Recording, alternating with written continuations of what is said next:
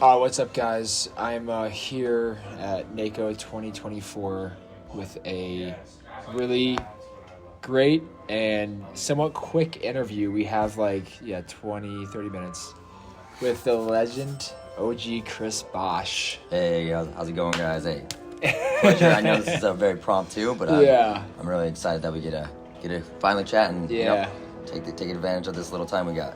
I think people know you're really OG. You're a pro for Soul. This is your second design for Soul? Yep. This is my second Legend mod, so the Volume 2 for Soul Kendamas, and cool. Gonna be more excited on it. Yeah, I really, really like it. It's really, really cool. Thank you. I like the clock at the top. Yep. Yeah. And then you were on Kendama back in the day. I think we don't need to do a history. I really just want to get into your current play style because you're an older guy. You're 33? I'm 32, turned 33 in January, so very close. Yes. I'm a 30-year-old, so there's only a few of us out there. Correct, yes. We're surrounded by 20-year-olds and then a few 14-year-olds that are just ripping. You know? Yeah, that are taking the scene over. And it's awesome to watch, but it's also man, wish I played when I was 14. Yeah. When'd you start? I started when I was in college, so I was just 19. Okay, yeah. I started when I was 21, so yeah. Well, actually, I would have been 12 years, so I would have been 22. Shoot, now that I think about it, it was 22. Okay, man, so we're in the same boat, dude. Yeah, that's really cool. Yeah. What made you? Okay, that's really interesting, man. I wish we had more time to talk about that. But I guess we're just gonna go into the one thing I really wanted to ask, which if you look at your Instagram and if you watch this incredible edit that you just released, which do you know when it will be on the Soul YouTube channel? Mid-December, so mod's gonna be relaunching on the website. Yeah. So it'll be available on the Soul site. December. Yeah. That's when we'll do kind of like a re-premiere. Yeah. Just type of thing with it and the mod at the same time. But cool. Mid-December. Yeah. Don't have an exact date. That'll obviously be posted via Soul page, my page on IG. But that'll be mid-December. There was a lot of premieres that showed at NACO, and Kris Bosch's was easily the most impressive. You are one of those players that you could just tell that you commit to a trick and you grind, and it seems like you go until you hit it. Very accurate. Does that sound right? Yeah, it's very accurate to sometimes I'll have those 3 tricks that I'm trying, and I have to, cycle between them. Okay, but so you do cycle sometimes. Yeah, and it's, you lose a vibe in it, or you lose a little bit of that muscle memory, so you do have to have that reset. Yeah. But very accurate I always end up falling back to trying it no matter what during a sesh, and whether it be 10 tries to feel if that's the day. Yeah. Or, just I start with that trick, and I'm like, all right, not the day. Yeah. Move to the next trick, and it is usually put in that whole 45 to an hour session just on that trick, do the basic warm-ups, and then, go for it. Okay, so your session, you try to do an hour a day, just depend on the day? For filming-wise, my practice play is easily an hour a day. Yeah. I work 60-plus hour weeks. Wow. But during the summer, a lot easier. Yeah. Sun's out longer. Yeah. So I get off work at 5 o'clock, 5:30 every day, so we get a couple hours. And then what's the playing versus filming? What's that ratio? So, filming, I can really only film on the weekends. Yeah. That's my main time. During the summer, does create that extra flexibility, which that's why a lot of this edit I filmed with, I filmed as fast as I could. Yeah. Because I knew once winter hit and, fall back, it was going to be hard. Yeah. So, I definitely filmed as much as I could. In August, August 22nd was actually the first trick I filmed for the edit. Okay. And so I just started grinding. Yeah. Cool. Hour is about all my body can take. Yeah. Before it's just not getting progressive after that point. Once you get to a certain timeline, or if you haven't gotten the trick by then, it's harder to, you get farther and farther away. Yeah. You, for me, playing and flowing and just kind of doing the tricks that I know to do is just so enjoyable. Mm-hmm. Well, I guess I'll say it's so much more enjoyable than not sitting, but just just being determined on one trick, one banger on the camera. I find myself back in the day, it was really easy to do that because you had to practice every trick you needed to learn. Mm-hmm. But now that I have these tricks that I really enjoy doing, like a trip J, jug, going for the sub fast, trip, the taps, right? Right. Whatever. Do you find that there's a little bit of a struggle, or how did you develop that mentality, especially now that you're a mature kendama player, where I'm sure there's tricks that you like to do and you can just kind of flow warm up or whatever. 100%. But then how do you change your mind into committing? And honestly, it's definitely like I set milestones. It's kind of like Kendamonomics. Like you have that milestone trick, and like I want to get that trick. Yeah. I really do like, and when I'm not filming, I don't try these tricks too much. Like you just session around. Yeah, I'm session. I'm doing my like honestly, a round triple light house flip is probably one of my favorite tricks to do like all the time. Yeah. Then I try to get as many around tricks as I can, like around triple light house, around whirlwind, all in a row, consecutively. Yeah. But yes, when it comes to like, I guess filming an IG clip or filming like my edit clips, it was definitely just like, I don't know. It's just my mentality from when I first started. I was just like, put the nose to like, put your head down, just grind it, and it's gonna happen for sure. Which obviously pays a little ode to my kendama because it's like 99% skill, 1% luck. You know, like that's what the 11-11 is for, and it's like really drives. Wait for the opportunity. You know, gotta try it to get the opportunity for sure. Yeah, but the quote is like opportunity equals luck plus preparation. Yep. Yeah. Exactly. Very severe. Yeah. Really cool. And then I also noticed that you seem to be really composed and paced during your attempts. You really try to make every attempt count. Is that something that you always have had, or is that something that you kind of had to instill and remind yourself? I developed that, and honestly, I learned that from one of my past skate team members. Like he would like take his time in between trying attempts, and I was always just like boom, boom, boom. Like I thought my muscle memory was gonna like lose that close try I just had. But literally letting it like kind of have a quick little reset has been beneficial, especially with one, getting older, and two, just like mentally preparing and creating that concept of, all right, I'm going to put 100% into each try. Yeah. Like, you know, I'm not going to just like half try a whole bunch of times and hope for it. You got to try. Every single time. Yeah. Yeah. Do you do a warm up to get your knees ready? Because I stretch for sure. Okay. I definitely do a set little stretch and a little bit of calisthenics just to like loosen up and kind of get the blood flowing, muscles like woken up. Yeah, for sure. For sure. And then by the end of the hour, or if you're grinding, I'm sure you're like really feeling it. Yeah. I try to not push that just because like I said, working 60 hours a week, I'm standing all the time, like moving around. But I try to keep it in as much moderation as possible. But as a kendama player, we all know that's very difficult because one more try is not one more try. Like, we know that. It's only like once in your life one more try. Actually, and it's because you said it 30 times and one more try is like the 31st try. Yeah. Yeah, and then you just convince yourself that that was the one that I said one more try. Right. Exactly. Dude, I want to talk to you about so much. I want to talk about cleanliness, but dude, your trick composition, especially for IG, it is the like if you want to like get IG like our kendama TikTok brains, you know, like hyped about a trick. I feel like your trick composition is the way to go. Is ideal.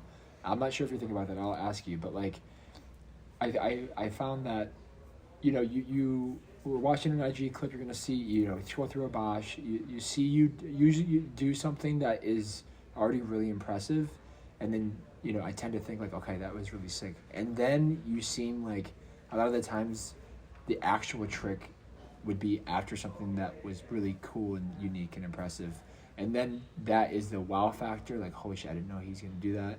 And then that's when like I get, you know, like in the comment of the story and everything because I'm so impressed. But do you keep that in mind? Do you, like, in terms of people, you know, there's one thing about viewers liking the trick that you do, but also a little storyline in the trick, you know, like a little mini plot. Do you keep that in mind, or is that just like the way that you make tricks?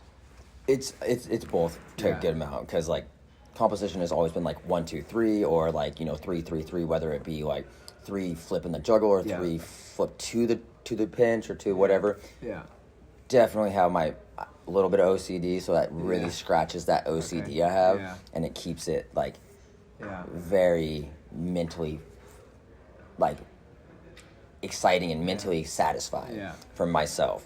And I know, like, yes, like you get the feedback in the IG and stuff, or in those comments, and like you want to play to that role, then you want to keep playing to that narrative, and it's like, it's been probably the biggest thing I do in kendama. Just like I'm always gonna look for that. Yeah. When I see other people's tricks where it's like you know, they do 3-2-1 of like juggles, but then they do 3-2-1s of the taps, and then it's like 3-2-1s of whatever else. That's like what scratches my OCD. Yeah. I love it. It's very much. I find you're pretty creative with it, because I tend to be so attached to like the exact same symmetry of a 4-tap, jug late 4, jug 4-tap, and I had recently thought about like I want people to be really engaged with my trick, and everyone knows that they see an Isaac trick, it's gonna be the exact same thing on the other side.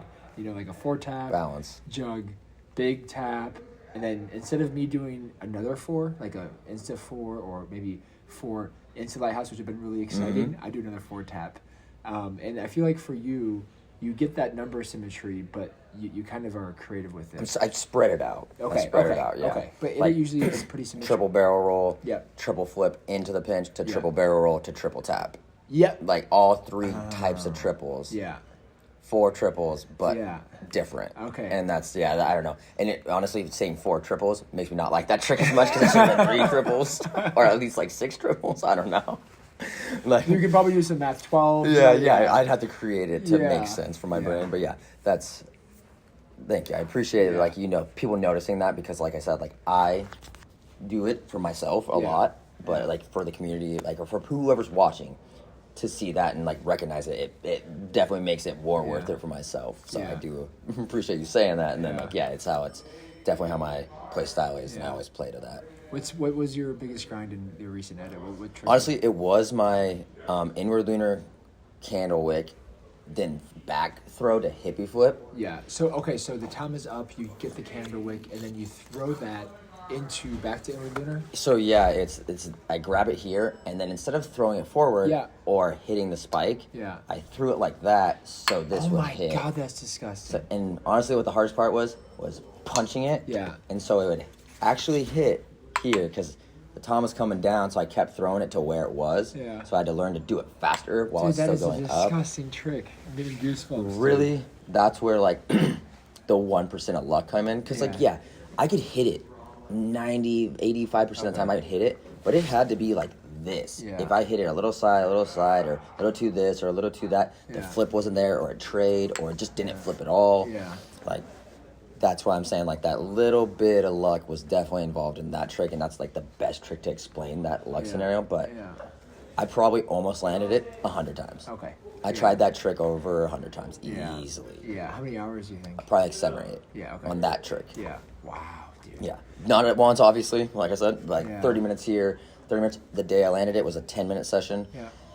I sit on the ground after, and I was like, why can't it just be like that? Like the whole, I'll probably post the whole clip eventually, but it's like, man, why can't it just be like that all the time? Like, you know, good old Kendama. Do you, how do you balance like frustration and the need to give up and like, God, I can't do this, not good enough? Is this something that you've just trained over the years, where like you can kind of put those voices down, or do you still like? They fester. they definitely bubble up, and it's, I don't know. It's definitely like the learning of just like, okay, it's not an everyday thing, you know, that you go through like those battles, but it is gonna be like, I don't know. I pushed myself to do that.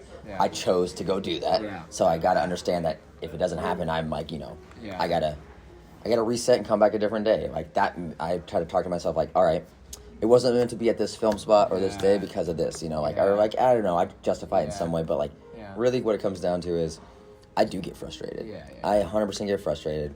I used to take it out on the kendama. I don't anymore. I kind of just like, I'll maybe give it like a good like, come on, like type of thing, but like, I really try to just embody like, all right, try a couple more times. If you're not getting close, like we gotta go. You got other things you gotta do today, anyways. Like, just try attend to that if we need to, and then this will happen a different day. Yeah, maybe realizing that like, hey, luck is gonna be there, it's not gonna be there, but I'm just gonna give every attempt my best shot. Yeah, every attempt's your best shot, and I don't know. Yeah.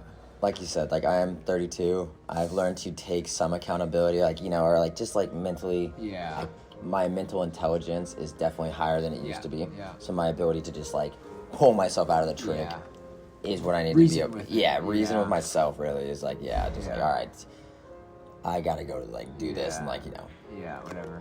Yeah. On to the next day. I find that I can really easily think of a trick that would have, you know, I would be impressed with, but also my Instagram viewers or for a YouTube edit may be really impressed with. I can think of it super easily.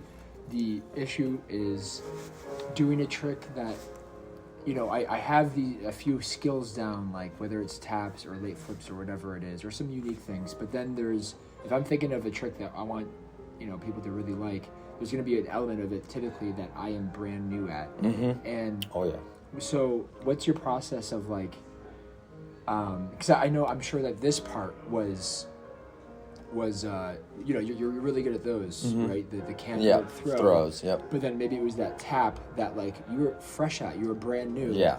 And for me, it's hard to get back into that new stage when I was just starting, where like I was so free and open to try it because I didn't have any expectations of myself. Yep. How do you manage like learning a new technique while having, you know, on-camera grinding, or do you kind of get that technique down before you film?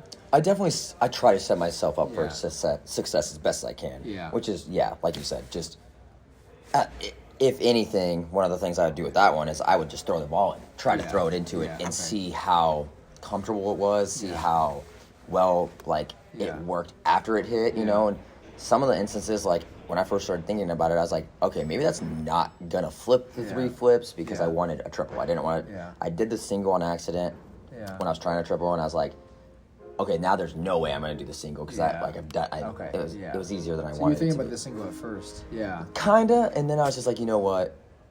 It's just like, I just might as well go to the caliber of the triple just because. I don't know. That's sadly a mindset that us as Kendama players get. You know.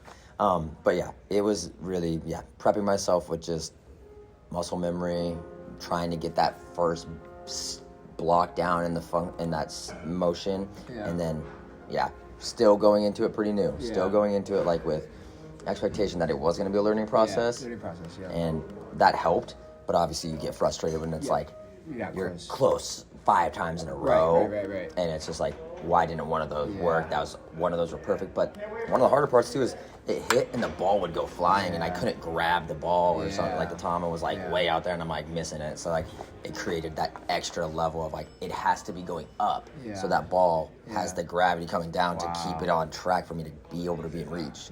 For the Tama to be there. So learning that. While filming is when I did that. Like throwing while you were filming. Throwing the kin into the Tama was off film.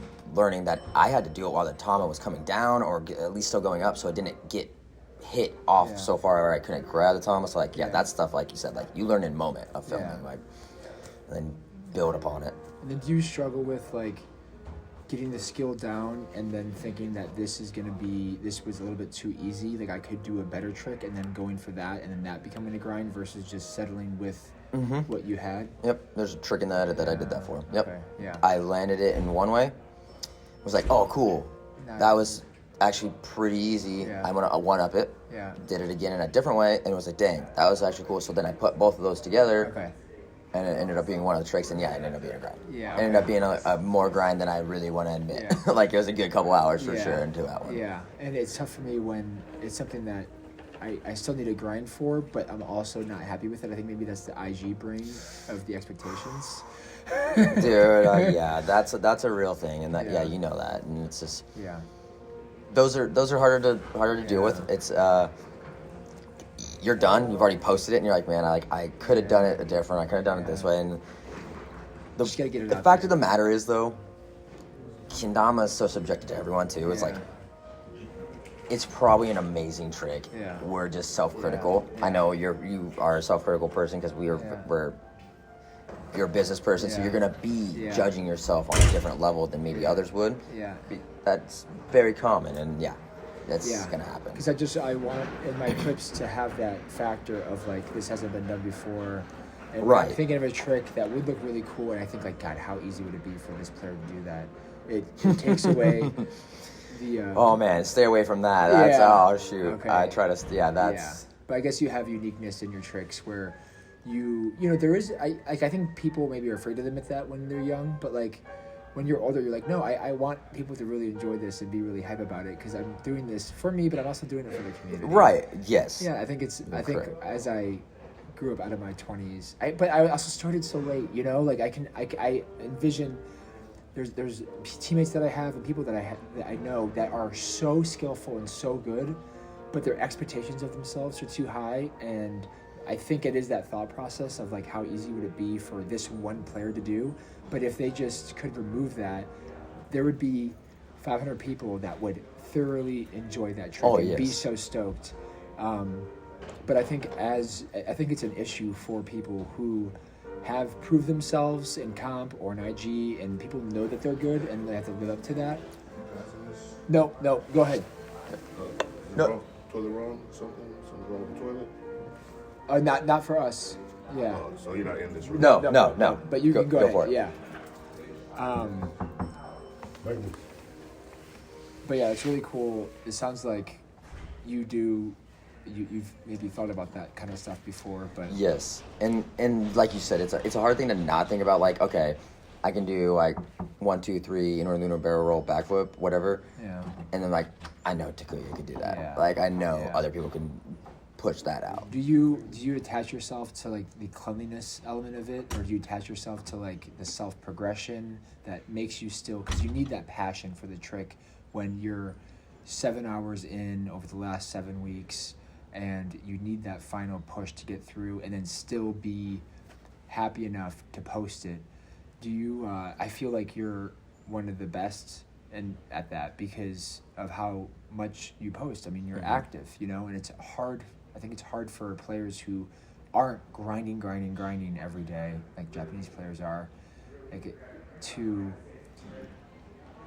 be okay with the amount that they're playing and that how slow the progression is compared to when they were hot, compared to when, right? Like, if I think, like, Goya, for example, like, he was just really pushing the game in Romania a few years ago. Mm-hmm. And now I think he struggles to post, and I'm just kind of throwing Goya out there as an example. But I put myself in his shoes because I struggle through the same thing. That, like, gosh,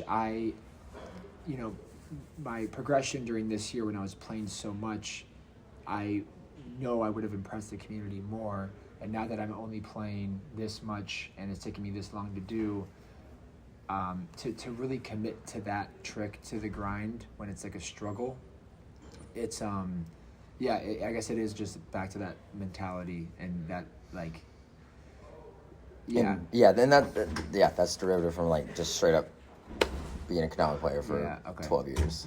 Yeah, for sure. Yeah. Good. Sorry, boss. Yeah. And just that drive, like you said, it just comes from like 12 years of Kendama. It's like I started when maybe that I don't know, that grind was there back in the day a lot, but maybe I guess I don't know to the caliber it is now. Like you see, like you just said, like the Japanese players are pushing out content that's like next level in quality and in content, like that like trick quality and video quality, and it's just like trying to stay in the loop, stay at that stay in balance with what's going on in the community, and I do hold myself to high expectations. I know myself and I know my caliber and my ability, and I want to push it. For sure. I'm always trying to I don't know, I do trigger myself by doing that sometimes, but like I create some frustration, that's for darn sure. But no, for sure. So what do you like most about Kendama? Like, to you, Kris Bosch, what makes you want to play and grind through these tricks? Because it is a struggle, it is frustrating, and it's a lot of like emotional regulation, but at the end of the day, what makes you go back and play? Honestly, I get a self-satisfaction out of like completing something. It's like it's a challenge to complete something. I'm not a person to back away from a challenge or to like stray away from that. And Kendama has been very healthy for me, through my like my as people, if you watch the Dama my nerd talk and my Dama talk with them, like I used to, when I didn't play, I went through some issues, and like Kendama was there for me when I needed it, and it's like really helped me through my recovery and stuff. So like having it a part of my everyday life is therapeutic to a good extent. But pushing myself, I do find healthy boundaries with it. Sometimes I can overwalk those boundaries, but I find it engaging mentally, physically, Yeah. and just it really keeps me like I feel like in a healthier mind state. Yeah, honestly, for sure. Yeah, to and that's a big driver. That's Yeah, a big driving yeah. reason of why I continue to push myself at least. For sure. Yeah. And then why do you think it's Kendama that you picked to put your challenges and you put these challenges on yourself and to try to progress versus another sport that you found along the way? And that was skateboarding for the longest Okay. time, but like Kendama is just, it's very similar. And I know a lot of people say that, and it's just like the individuality, Yeah. your style that you can build, adapt, and like really own. Yeah. But like, and I just Expressing yourself. the Yeah. expression through this toy and this community as well. But like, there's nothing like it. It's hard to like everyone in Kendama knows what I'm talking about when I say it's hard to explain because it's like all individual so much. But like, I couldn't see myself doing that with a yo-yo, or I couldn't see myself doing that with like any other real skill toy or any other like sport-wise. Like I play basketball a lot. Yeah. I really enjoy that. Yeah. But it is a different, Yeah. completely different thing because it's, you're throwing something away rather than something you're cradling something and like honestly like elegantly like pushing around in your hands in non-stop motion. Yeah. It creates that like you become one with kendama, like it's a dance. You see Yasu on stage, like it's a very performance based thing. It's honestly it's like magical in some points when you're watching it because it's so cool. Yeah, I play a lot of basketball too because I grew up playing basketball. Yeah, nice. And it's really an interesting comparison because for basketball the only outcome is to score a point any way possible, but the kendama part of me would be like, okay, no, I want this defender to do this exact move, and I'll do a perfect behind the back, push through, or a new Steph Curry move that I learned, and then I'll step back and then hit it with the hand right at my face. And you can't have that good defender do that every single time. Yeah, right? There's even not though that gonna would be be the kendama satisfaction, right? 100%. That would be the ideal outcome that you'd want to like. That Euro step is just like building that in. Like, it's not always gonna be like that. No. The layout of the of the court, like whatever they're playing, zone, man to man, like it's gonna be different. So it's much more in the moment and active, and it is a team sport versus kendama that's completely individual. Mm-hmm. Yeah, that's a really interesting comparison. All right, what are we at? It's 10:50, so I think we should wrap this up. Yeah. Yeah. Do you have anything else you wanted to mention? No, I mean honestly, like I appreciate doing the talk, but like for me, kendama's just like it's an outlet to express myself, an outlet to like be who I want to be sometimes. I work in a very, I guess, stand up management position, so I kind of get to be a kid when I step into this. You can't grow old if you act like a kid outside of work. So this keeps me young. I steal that from Dan Robinson. Playing with the toy, it keeps me young for sure. But no, I really appreciate having the talk. I know it was short lived, but But I also want to add just one last question. So with your unique style and with how motivated and how much content you put out like consistently over the years, who's been the biggest inspiration for you? Like who do you like watch the most? Like who's active now? Honestly, right now, who I've been like watching and like enjoying, one for composition, shot value, is Tom Patterson. Like, he's very enjoyable to watch. I know he's on my team, and that's kind of someone would say biased, but like I very much enjoy his play style. And he does a lot of like the goons and like the pinch and stuff. I don't. No. And maybe that's one of the reasons it draws me. I can see a lot of similarities between your two grinds. But then like also of course like watching like Takuya, like that stuff's mind blowing. Where it's to like the next level of like almost just like undaunted. You're daunted by it. You're like, oh man, do I want to go play Kendama today? I wasn't ready for that. And then of course there's like I love watching like Edwin's trick. He posts like his feed is always popping off with something, and it's like good to see that like that consistency is always there, and like, it just shows you why he's number 1 or 2 on every podium that they go to. It's pretty easy to see. And then like Alex Mitchell's obviously one I want to watch, and Ryoga. It's Kendama's at such a level where it's like you keep I thought this a while ago. How does it get more intense? And then Yeah. it did, and then it did, and then it did. So Yeah. it's like there's next levels. I'm Yeah. really excited to see where Kendama like goes. There's some big conversations at this event, man. Like Yeah. I really enjoyed like Gabe's like his speech, man. Like Yeah. that was. I got like I know he got emotional. I was like feeling Yeah. certain ways, and I was like, man, the truth is. Yeah. We gotta as a community uplift this. Yeah. It's not gonna be individually a company. No. It's got to be a community uplift. Yeah, for sure. If we all want to succeed and we all want to grow, because Yeah. sustainability is a thing. Yeah. And yeah. If we keep doing what we're doing, we're only going to see the same result. yeah, Right? and it's been a revolving door for a while, Yeah. and it's for us to build it. Yeah. It's a team effort for sure. Yeah, definitely. Yeah, man. All right. Well, I really appreciate Hey, it. I appreciate it. Yeah. Safe travels, Yeah. and I appreciate the Kendama community, Yeah. man. Like Yeah.